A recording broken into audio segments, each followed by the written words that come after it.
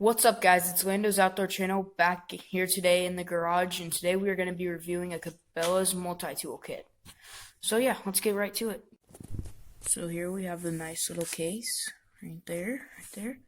So let's open it up in 3, 2, 1. So here we have the nice little thing.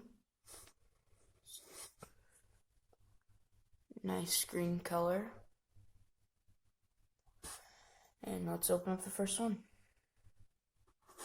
So first we just have a simple little knife.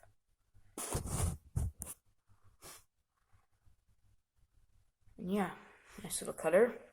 Use it to cut line. Really anything. Then we have a little flathead screwdriver piece. That's pretty cool.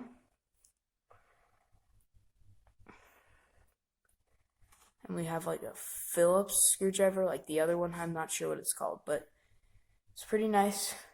It'll help you open up some stuff. We have like a saw blade here.